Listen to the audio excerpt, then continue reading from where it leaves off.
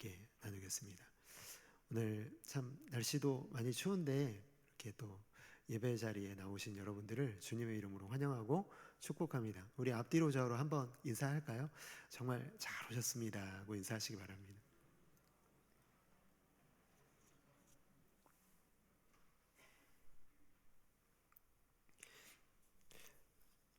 여러분, 오늘 저희 이 강대상 앞에요 식탁이 있는데 혹시 보이시나요? 안 보이시나요? 정상이십니다. 네, 당연히 안 보이죠. 식탁이 없는데. 그런데 여러분, 우리가 믿음의 눈으로 이 앞에 말씀의 식탁이 차려져 있다라고 생각해 보시면 좋겠습니다. 우리는 항상 좀 이미지화해서 보는 훈련을 좀 할 필요가 있는 것 같아요. 그래서 오늘 이 앞에 말씀의 식탁이 나를 위한 말씀의 식탁이 지금 차려져 있다. 이것을 여러분 생각하면 얼마나 이 시간이 기대가 되시겠어요, 그렇죠? 그래서 내가 얼른 가서 먹어야지 이런 생각을 갖게 될 것 같습니다. 혹시 여러분 자녀 키우시면서 자녀들이 이렇게 밥 먹으라고 그러면 빨리빨리 오던가요? 몇 번 불러야 오시나요? 보통 저희 집은 한 20번 불러야 오는 것 같아요. 굉장히 좀 안 오죠. 그런데 식탁에 먼저 와서 앉아 있는 경우가 있어요. 왜 그럴까요? 예, 배고프니까. 배고프면 와서 미리 앉아 있더라고요. 그래서 뭐 부르라고 말할 필요가 없습니다. 오늘 우리가 말씀의 식탁을 찾을 때 우리 마음가짐도 그것과 똑같은 것 같아요. 우리가 배고프면 오늘 이 말씀을 우리가 들을 때 얼마나 우리가 사모하며 듣겠습니까? 오늘 이 앞에 말씀의 식탁이 차려져 있다고 말씀드렸는데 정말 여러분 여기에 이렇게 고슬고슬 이렇게 밥이 모락모락 김이 나는 밥이 있고 그리고 그 옆에는 제가 제일 좋아하는 소고기국이 있고 그리고 갈비도 있고 뭐 또 여러분 드시고 싶은 거 있나요? 뭐 또 그 잡채도 막 맛있게 있고 그러면 여러분 얼마나 이게 정말 너무 기대가 돼가지고 한 주가 우리 이 말씀을 사모하며 달려오지 않겠습니까? 오늘 하나님께서는요 우리가 상상하는 그 식탁보다요 훨씬 풍성한 식탁을 오늘 이 자리에서 준비하시고 그것을 여러분들에게 먹이기를 원하시는 분인 줄 믿습니다. 우리 여러분 우리가 그 마음을 가지고 숟가락 들고 기다릴 수 있기를 원합니다. 근데 숟가락 들고 어떻게 기다릴까? 여러분 또 좀 궁금하시죠? 그것은 여러분 교회에 오시면은 제일 먼저 하셔야 될 것은 오늘 말씀이 주보에 나와 있잖아요. 그러면 그 주보를 보시고 오늘 본문의 말씀을 한번 읽어보시고 묵상해 보시는 거죠. 그러면 얼마나 그 말씀 속에 오늘은 이 말씀을 통해서 어떻게 말씀하시고 또 이 말씀을 통해서 하나님 내게 주시는 말씀이 어떤 것일까 기대가 되지 않겠습니까? 여러분 꼭 숟가락 들고 말씀의 식탁 앞에 서시는 여러분들 다 되시기를 주님의 이름으로 축복합니다. 오늘 말씀의 식탁에 오늘 올라온 말씀은 창세기 12장 6절부터 9절까지 말씀인데 기억하시나요?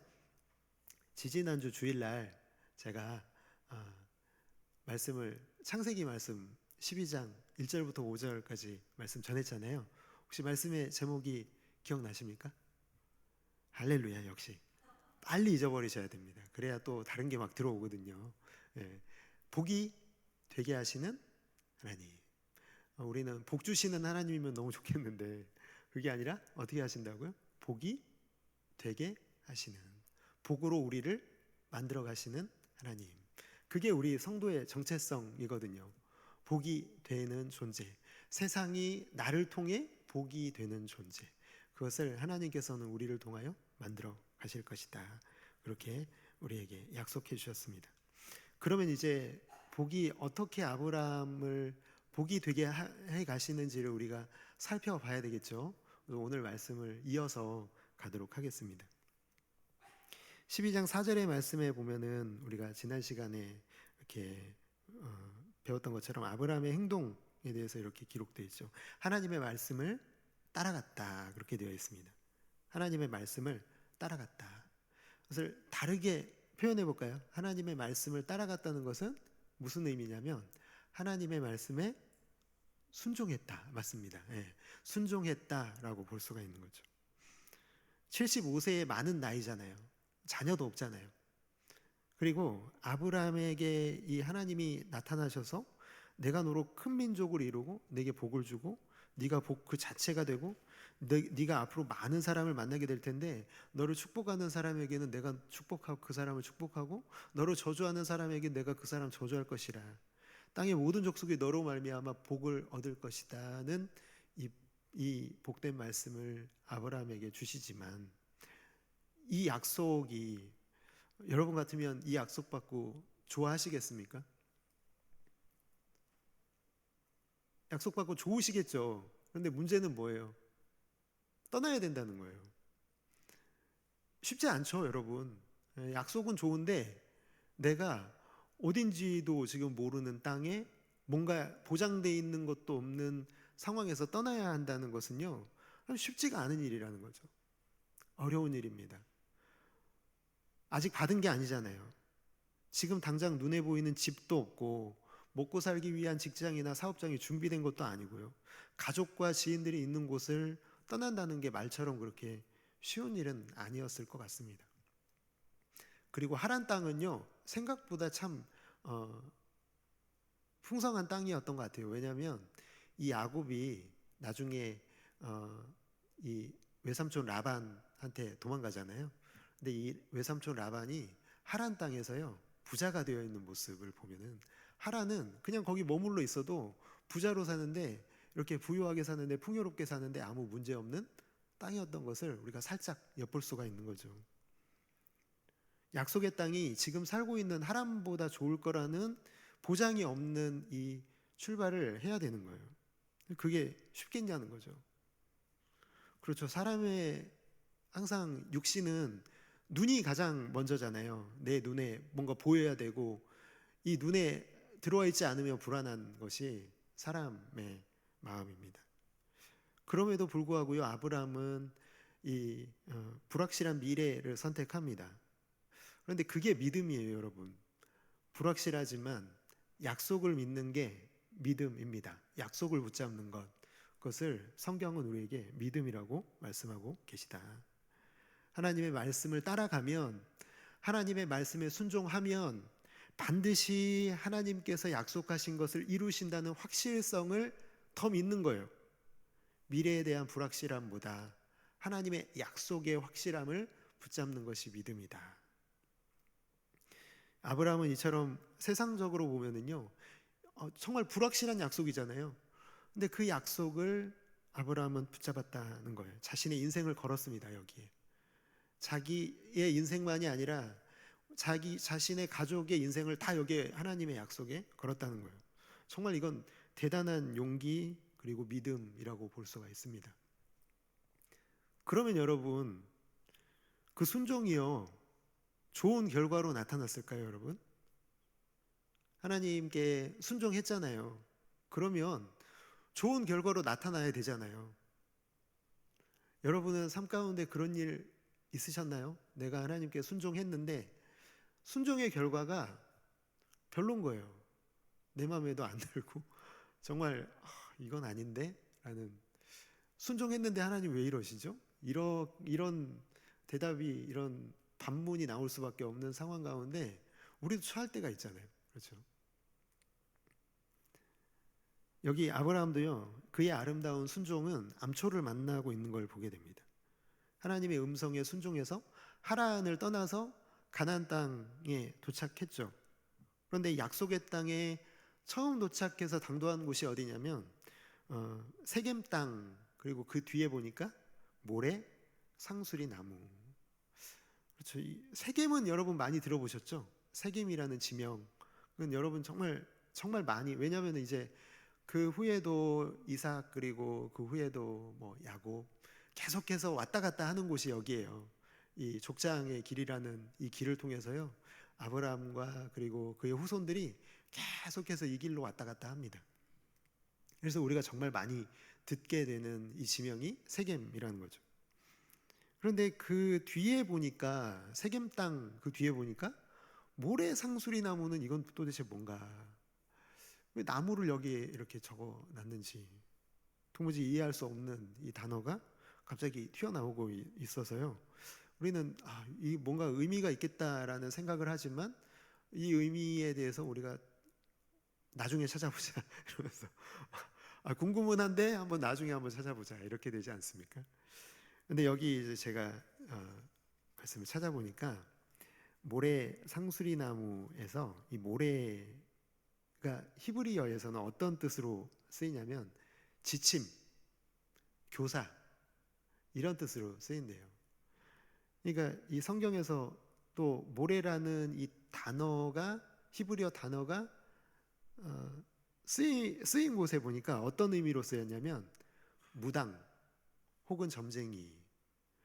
그러니까 과거의 사람들에게 그런 의미인 거죠. 이 상수리 나무는 미래를 알려주는, 점쳐서 신탁을 받는 그런 의미.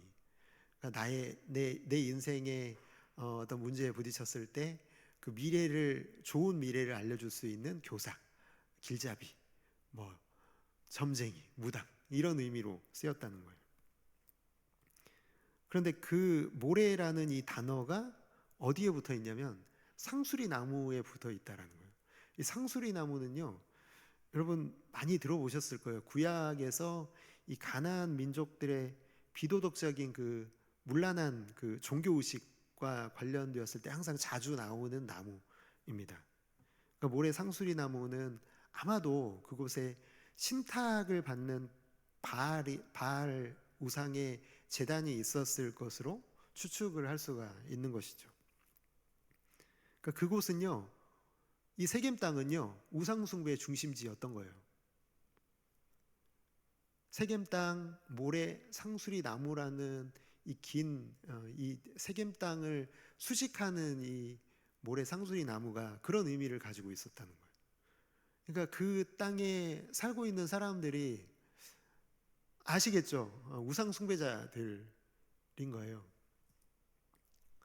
그것을 가장 중요하게 생각하는, 신성시하는 그런 우상 숭배자들이 가득한 땅이 이 가나안 땅 세겜이었다는 거죠. 본문 6절에 보니까요, 그 추측을 뒷받침해주고 있는데 그 땅에 뭐라고 되어 있죠? 그 뒤에 보면 가나안 사람들이 거주하고 있었다 이렇게 말씀하고 있습니다. 아브라함이요 하란을 떠나서 도착한 곳에 와보니까 거기 누가 있는 거예요? 가나안 사람들이 있는 거예요. 그 가나안 사람들은 또 어떤 사람들인 거예요? 우상을 섬기는 우상 숭배자들이 그 모래 상수리 나무에서 이 음란한 이런 종교 의식을 통해서 풍요와 다산을 기원하는, 그냥 정말 세상적인 사람들이 가득한 곳이 바로 이 세겜 땅이었다는 거예요. 가나안 땅이었다는 거죠. 인생의 목표가 풍요와 다산뿐인 사람들이 외부인을 반갑게 맞아들였을까요? 여러분 그럴 리가 없죠.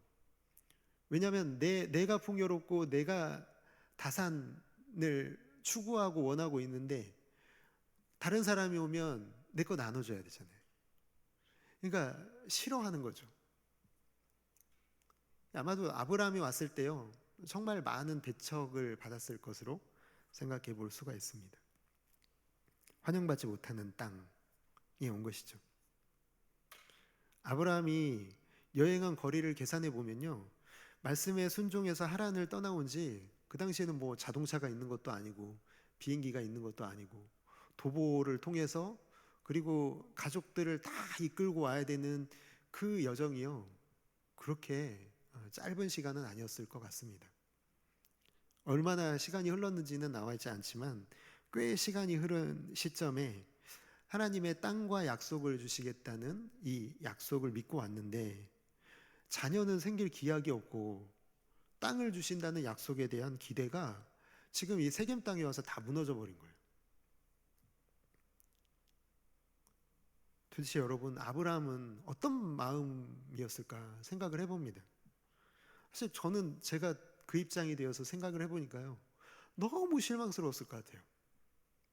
너무 하나님 원망스러웠어요. 하나님, 이게 무슨 약속의 땅입니까? 저 하란 땅 떠났으면은 하나님, 그 가나안 땅은 적어도 제가 살 수 있는 곳으로 만들어 놓고 저를 부르셨어야죠. 하나님, 이거 너무하시지 않습니까? 저는 이제 여기서 낙동강 오리알 신세 아닙니까? 하나님, 다시 이제 돌아갈 수도 없는데 이제 저보고 어떻게 하라는 겁니까? 하나님, 정말 이게 순종의 대가가 맞습니까? 저 같으면 여러분들은 안 그러실 것 같은데 저는 이렇게 따져 물었을 것 같습니다. 나 혼자면 모르겠는데 저 혼자면요, 저는 언제든지 떠날 수 있어요. 그런데 저만 있나요? 가족이 있잖아요. 가족이 이렇게 제 삶 속에 들어온 순간이요, 제 선택은 훨씬 더 신중해졌던 것 같아요.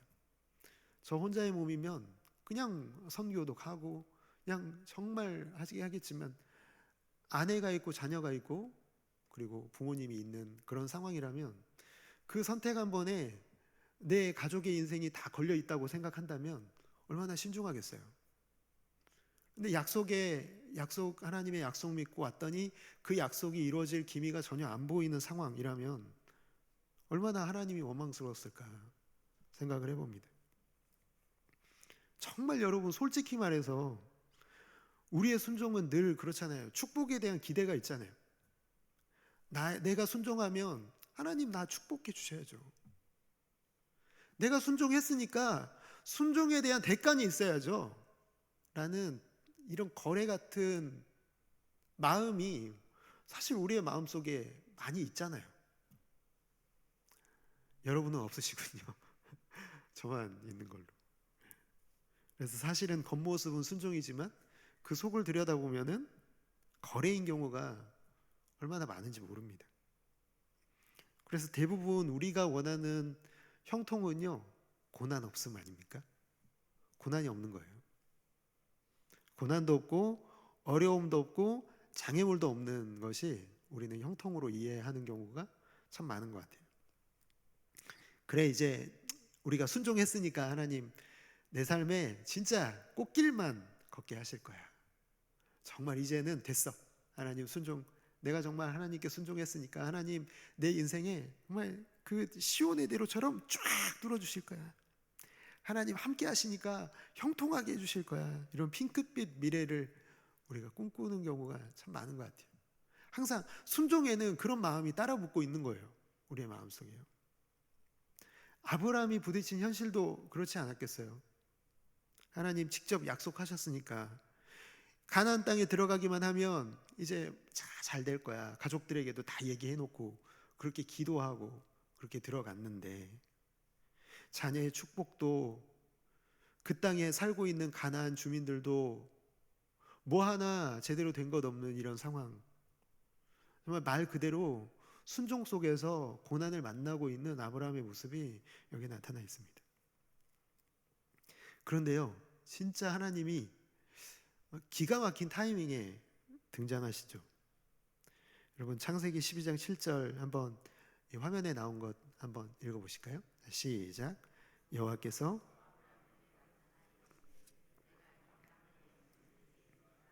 아멘, 아멘. 하나님은 기가 막힌 타이밍 아닙니까? 그러니까 순종 속에서 고난을 만났는데 하나님이 그때 나타나셔. 그러니까 저는 이 생각을 해요. 하나님은 정말 우리를 늘 보고 계시다, 그 말씀을 하시는데 이 말씀을 보면은 그게 너무 확실한 거예요. 아브라함이 여기서 너무 실망할 것 같으니까, 아브라함이 정말 여기서 그만둘 것 같으니까, 아브라함이 낙심해서 쓰러질 것 같아서 하나님 여기 나타나신 거예요. 이 순간에 나타나셔서 다시 한번 말씀하시는 게 뭐예요? 내가 이 땅을 너의 자손에게 주리라. 이 말씀을 딱 하시는 거죠. 의심하지 마라. 나는 너의 하나님이다. 내가 반드시 이 땅을, 근데 여기서 좀 이상하잖아요. 너에게 준다고 돼 있나요? 너의 자손에게 주신다. 그 말씀을 하시는 거예요. 이제서야 조금 이해되지 않았을까요? 이 땅은 내게 아니네. 누구의 것이에요? 하나님은 나의 자손에게 약속해 주셨다는 거예요. 이 땅을 어떻게 바라봐야 되는지에 대해서 하나님이 알려주신 거예요. 이 땅은 너의 것은 아니지만 너의 자손의 것이야. 이걸 말씀해 주신 겁니다. 고린도전서 10장 13절에 보니까 사람이 감당할 시험 밖에는 너희가 당한 것이 없나니 오직 하나님은 미쁘사 너희가 감당하지 못할 시험 당함을 허락하지 아니하시고 시험 당할 즈음에 또한 피할 길을 내사 너희로 능히 감당하게 하시느니라. 여러분 너무 잘 알고 계시는 말씀이잖아요. 그래서 시험에 관련되면 우리가 떠올리는 말씀인데 여기 보니까 저는 마지막에 이 말씀이요. 너희로 뒤에 한번 읽어볼까요? 시작. 능히 감당하게 하시느니라. 다시 한번 너희로 능히 감당하게 하시느니라. 아멘. 능히 넉넉히 충분히 감당하게 하신다. 정말 아브라함이 이 시험의 순간에 넉넉히 감당할 수 있도록 하나님이 약속의 말씀을 다시 한번 확인시켜 주시는 거예요. 그런데 정말 저는 이 말씀을 잘 알면서도 가끔 그런 생각을 해보거든요. 뭐냐면 예수 믿고 구원받으면 그냥 바로 그냥 내 삶에 천국이 펼쳐졌으면 좋겠다. 그 생각을 해보게 됩니다. 얼마나 좋을까요? 그러면 우리가 시험 들 일도 없잖아요. 정말 이런 시험 속에서 고난 속에서 순종, 아니 그냥 내 삶이 그냥 순종 그 자체일 수밖에 없는 천국이면 너무 좋을 것 같은데, 근데 그렇지가 않아요. 하나님은 이 고난의 순간을 면제해 주지 않으신다는 거예요. 지금도 우리 믿는 자들을요, 그 모래 상수리 나무 아래에 우리를 세우신다는 거예요. 우리를 세우시고 물으시는 거죠. 너는 이방 사람들처럼 모래 상수리 나무 아래서 풍요와 다산을 약속하는 이방신을 섬길 것이냐, 아니면 어떤 시련이 와도 내가 원하는 자리가 아니어도 좁은 십자가 고난의 길이어도 하나님의 말씀만을 쫓으며 살 것이냐. 이 질문을 우리에게도 동일하게 던지고 계시는 것입니다. 그런데 성도는 어떤 존재들이냐면 망설임 없이 후자를 선택하는 거예요. 고민하지 않고 후자를 선택하는 겁니다. 그것이 바로 성도입니다. 사랑하는 성도 여러분, 여러분의 선택이 그와 같기를 주님의 이름으로 축복합니다. 아브라함이 바로 그 선택을 따르는 거예요. 후자의 선택을 합니다. 창세기 12장 6절의 말씀을 보니까요, 5절에 가나안 땅에 들어가는 것에 이어서 아브라함이 그 땅을 지나갔다라고 말하죠. 영어 성경을 보면은 pass through, 그 땅을 그냥 지나간 거예요. 정착하지 않고 지나간 거예요. 여러분, 그곳은 정착할 땅이 아니었기 때문에 그래요. 그곳은 정착해서 믿음의 사람이 살만한 땅이 아니에요. 우상이 가득한 그 땅은 믿음의 사람이 정착하고 살아갈 땅이 아니었기 때문에 하나님께서는 그 땅을 그냥 지나가는 것으로 아브라함에게 말씀하신 것이죠. 아브라함은 그걸 순종한 겁니다. 지금은 아니라는 거예요. 힘의 논리로 우상을 숭배하는, 세상을 힘의 논리로 살아가는 그 땅, 정욕에 물들어서 서로 죽이고 빼앗는 그 땅,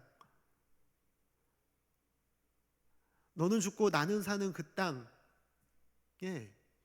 복이 되게 하시는, 복으로 만들어 가시는 아브라함은 그 자리에 살 수 없는 거예요. 어떻게 살겠어요? 아브라함은 세상의 힘이 아니라 하나님의 말씀을 쫓아 살기로 결단한 사람이었기 때문에요.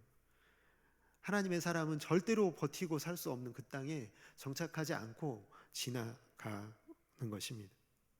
그렇게 여러분, 밀려서 오늘 우리가 읽은 본문의 마지막 절에 보면은 뭐라고 되어 있어요? 점점 남방으로 내려가고 있는 아브라함의 모습이 거기에 나타나 있는 거죠.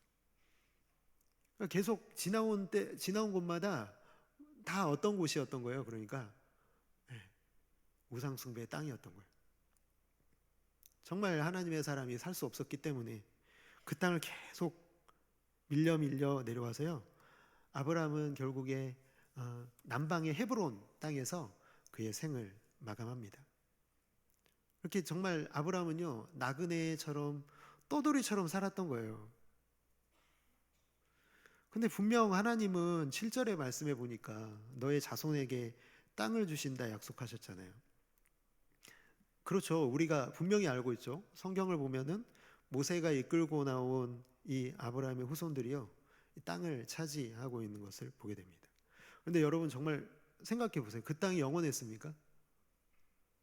그렇게 가나안 민족들을 다 물리치고 몰아내고 그 땅에 정착한 이스라엘 백성들이요, 정말 하나님만 섬기고 살았나요? 정말 안타깝게도요, 그렇지가 않은 거예요. 하나님 섬기라고 젖과 꿀이 흐르는 땅을 줬더니 거기서 하나님이 아니라 이방신들을 음란하게 섬기는 가나안 민족의 행태를 똑같이 반복하고 있는 이스라엘 백성들의 모습을 보면서요, 우리가 생각할 것은요, 가나안 땅마저도 정착지가 아니었던 거예요. 영원한 정착지가 아니에요. 이스라엘 백성들의 광야 40년의 세월을 요약한 말씀이 신명기 8장 2절 말씀인데요. 뭐라고 되어 있냐면, 내 하나님 여호와께서 이 40년 동안에 내게 광야길을 걷게 하신 것을 기억하라. 이는 너를 낮추시며 너를 시험하사 내 마음이 어떠한지 그 명령을 지키는지 지키지 않는지 알려 하심이라. 광야 40년은 여러분 낮추는 시험이었다면요, 가나안 땅의 시험은요, 어떤 시험이냐면 높이시는 시험이었던 거예요. 광야는 낮추고 가나안 땅은 높이는 시험. 빈곤과 풍요를 하나님께서는 그 땅을 통해서 하나님은 그곳에서 하나님의 사람들을 만들어 가고 계셨던 거예요. 이스라엘 백성들이 망해서 포로가 되어서 끌려간 이유가 뭐예요? 좀 살만해지니까 하나님을 떠난 거잖아요. 모래 상수리 나무 아래 데려가셔서 똑같은 질문 하셨던 거예요. 너는 이방 사람들처럼 모래 상수리 나무 아래서 풍요와 다산을 약속하는 이방신을 섬기며 살 것이냐? 아니면 어떤 시련이 와도 내가 원하는 자리가 아니어도 좁은 십자가 고난의 길이어도 하나님의 말씀을 쫓아 살 것이냐? 이 물음에 이스라엘 백성들은 전자를 선택한 거예요. 그 풍요의 시험을 통과하지 못한 것이죠. 우리가 반드시 발견해야 되는 것은요, 하나님께서 궁극적으로 약속하신 땅은 물리적인 땅이 아니에요. 여러분, 우리 믿는 자들에게 물리적인 땅을 약속하셨으면요, 지금 서울에 있는 강남의 노른자 위는 다 지금 기독교인들이 지금 다 갖고 있어야 되는 거 아니겠습니까? 저도 하나 있으면 좋겠는데 아니잖아요, 여러분. 없잖아요. 물리적인 땅을 하나님이 약속하신 게 아니라는 거예요. 여러분, 정말 우리가 받는 진정한 땅은 뭐냐면요, 삶 속에 임하는 하나님의 나라, 하나님의 통치가 임하는 영역, 우리의 삶이, 우리의 믿는 자의 삶에 하나님 나라의 통치가 임한 곳, 그곳이 하나님 나라 그리고 약속의 땅인 줄을 믿습니다.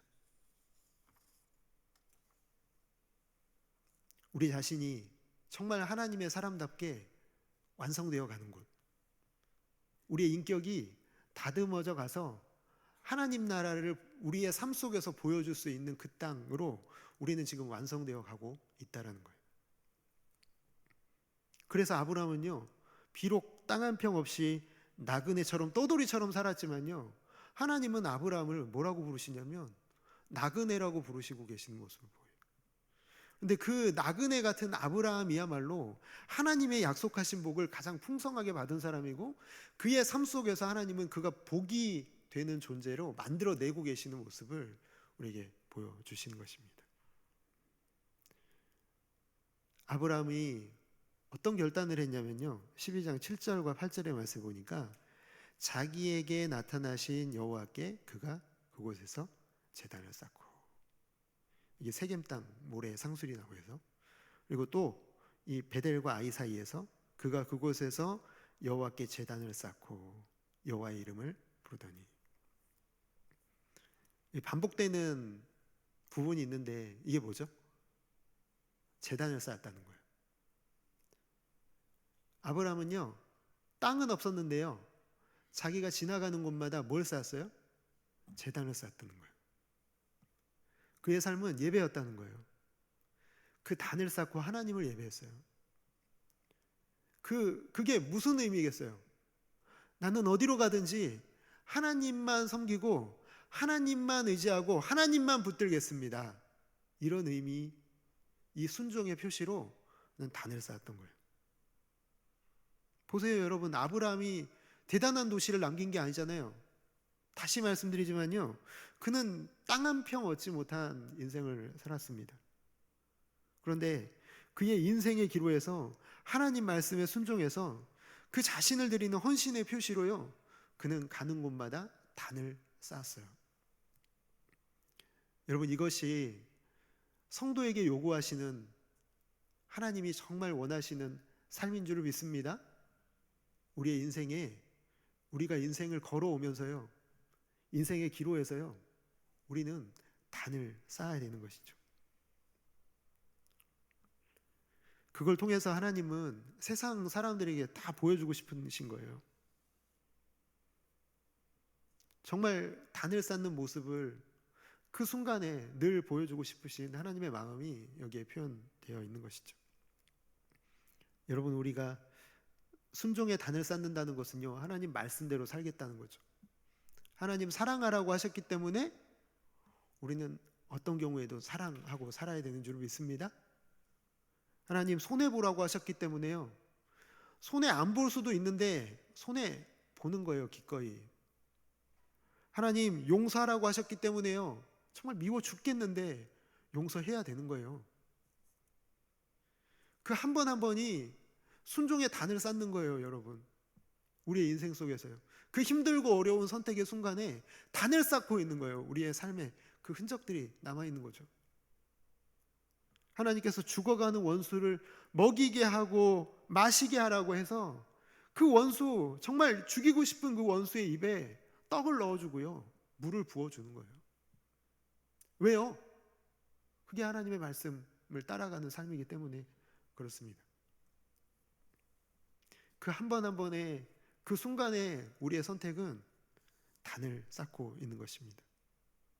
온 세상을 다 불러 모아서요, 하나님 말씀하시는 거예요. 성도의 삶을 통해서 사람이 떡으로만 사는 것이 아니라, 풍요가 아니라 하나님 말씀에 순종하는 삶이 잘 사는 삶이고 진정한 행복을 주는 것이라고 하나님 성도의 삶을 통해서 말씀하고 계시는 거예요. 그러나 그러한 삶은요, 사실 풍요와 다산의 신 바알이 지배하고 있는 이 세상 속에서요, 바알을 따라가고 있는 사람들 틈에 가면 사실 바보예요. 바보 같은 선택 아닙니까? 그렇죠? 나하고 경쟁되는 상대가 있으면 죽이고 밟고 올라서는 것이 세상의 모습이잖아요. 근데 그것과 반대의 삶을 살아가게 되면은 바보라는 소리밖에 못 듣죠. 근데 하나님은 그럼에도 불구하고 그 바보의 삶을 선택하라고 말씀하고 계십니다.